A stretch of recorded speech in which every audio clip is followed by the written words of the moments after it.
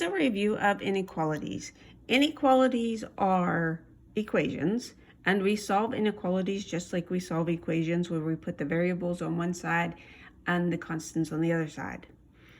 But with inequalities, we have inequality signs. We have the less than, the greater than, the less than or equal to, or the greater than or equal to. It is important that you recognize these signs and you also recognize which words go with which signs. And we'll refer back to this. But let's do a couple examples. So our first example is, Antara has $500 in her savings account at the beginning of the summer. She wants to have at least $200 in the account by the end of the summer. She withdraws $25 each week for food, clothes, and movie. Write an inequality. We're going to go to switch to another piece of paper to write this inequality. Okay, so let's write some things down. So down here it says she's starting with, Antara has $500. So she's starting with $500. So I'm going to write 500 right here. Okay, operation. What operation is she doing? Is she adding money? Is she withdrawing, taking money out? She's taking money out. So she's withdrawing.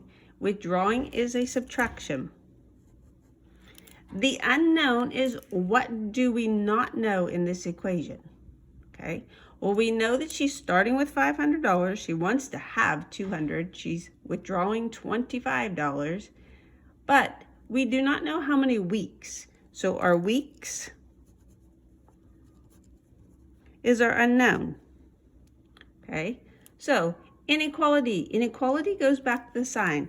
Our problem says at least. So if we go back to our original sign paper and we look for at least is right here with greater than or less, greater than or equal to. So here I'm going to write greater than or equal to. And end up, when we go back to our problem, what do we want to end up with? Well, she wants at least $200.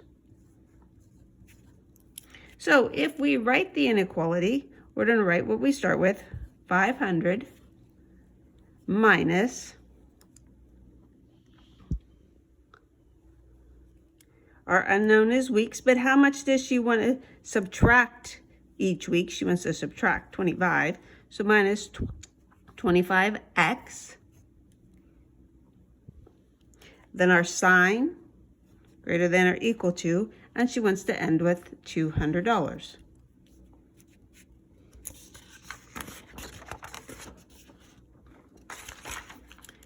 The next problem. Keisha charges a $1.75 flat rate to braid her hair in addition to 65 cents per braid.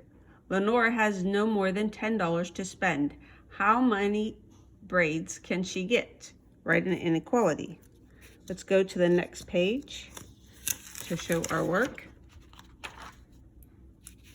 Okay, so Keisha charges a $1.75 flat rate to braid her hair. So what does she start with? Well, when you go in to get your hair done, she starts with $1.75. So I'm going to start with $1.75. Okay.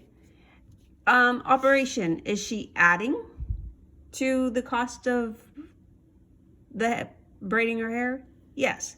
Addition, she has addition of 65 cents. So I'm going to put plus 0.65.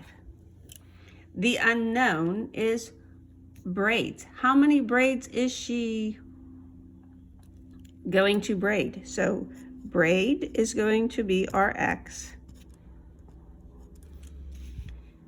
The inequality sign, okay? No more than. So if we go back to our paper and we look for no more than,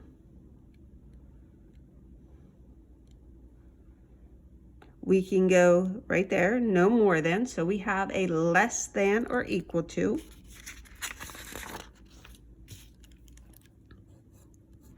And end up with no more than $10.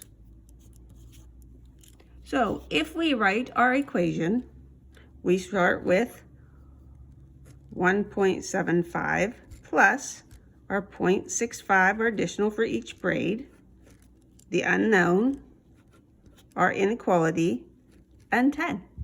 And that is your answer. Okay, next problem. We're just gonna flip to the last page actually. Jessica wants to order some DVDs from Amazon. Each DVD costs $15.99 and shipping for the entire order is $9.99. Jessica can spend no more than $100. Okay, so starting with, how much is she going to, what is she starting with? She's going to buy a DVD or multiple DVDs for $15.99. Operation, the shipping for the entire order is $9.99. Do you add the shipping or do you subtract the shipping? We add the shipping. The unknown. Well, the unknown is how many DVDs she's buying. We don't know how many DVDs she's buying. The inequality, no more than, well, we just saw no more than on the last problem, so that was less than or equal to. And then no more than, how much is her ending balance? 100. Okay, so now to write your inequality, what do we start with? $10.99. We added 9.99 for shipping, but our unknown was our DVDs, so we're going to go, it's not $10, it's actually 15, sorry about that. We're going to add the unknown to the DVDs because we don't know how many DVDs she's buying. That's our unknown. Our inequality is less than or equal to, and the cost is 100. So going back to the inequalities are not that hard, but you have to understand your signs.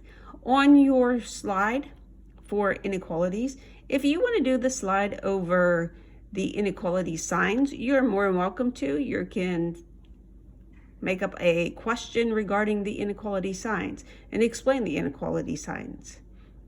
If you have any questions, please let me know.